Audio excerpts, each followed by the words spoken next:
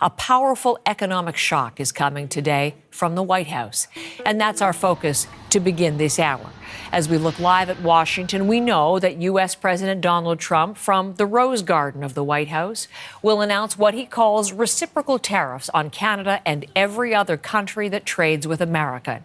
Almost everything that Canadians produce and sell to the U.S. will be hit with a tariff. Just how high it will be, that's still unknown. We do know the Trump administration is attempting something unprecedented in the modern era, using punishing tariffs to bend global trade and the world economy to benefit the United States. They're not going to be wrong. It is going to work. And the president has a brilliant team of advisors who have been studying these issues for decades. And we are focused on restoring the golden age of America. We're still waiting to hear from Trump himself, but there is reporting from U.S. media outlets he's been huddling with his top trade advisors. And in the words of the White House press secretary, perfecting his tariff plan. Right now, just hours before that announcement, there is some breaking news on another major tariff hit for this country. We're talking about those across-the-board tariffs Trump is using to back up his demands that Canada tighten border security. Those tariffs have been on pause for the most part, but as Katie Nicholson tells us from Washington, we're learning this morning that pause is now officially over. Those are that first round of tariffs, the 25% on goods, 10% energy critical minerals, potash. It was originally that the U.S. agreed to suspend tariffs on CUSMA-compliant businesses until today, April 2nd. So the question is, what happens to that today? Ottawa-based international trade lawyer William Pellerin told us this morning that that exemption that had been giving Canadian business so much breathing room in all of this chaos, unless it is renewed today, those tariffs are likely coming into effect. Here is lawyer William Pellerin.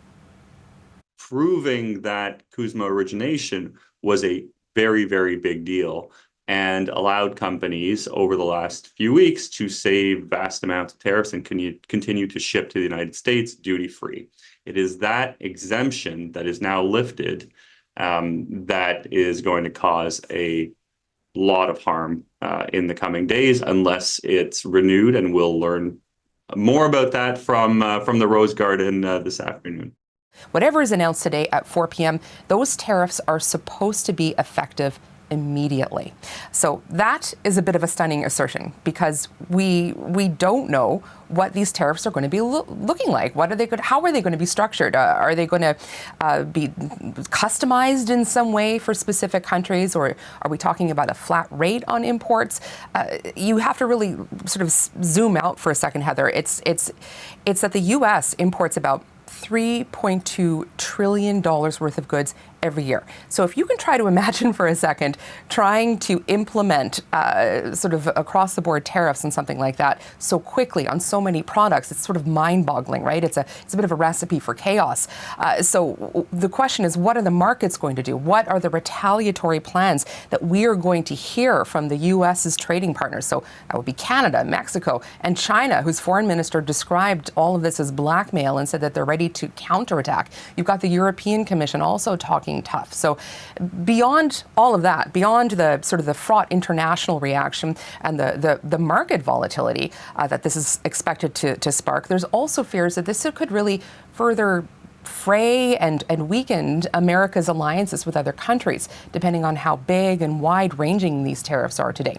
And of course, then there are the effects at home. Now, granted, we still don't know exactly what to expect today, but people have been trying to figure out what the impact is going to be on American consumers. So over at the Yale Budget Lab, they've put together some estimates, and they believe that this plan could end up costing the average American consumer anywhere from $2,700 to $3,400 a year. And all of this is coming as consumer confidence is plummeting in this country. People are spending less. And you can bet when all of that, when it starts to affect people in their homes, at the kitchen table, that's when you can bet there is going to be a bit of a political price for all of this if these calculations are off, this big gamble for tariffs.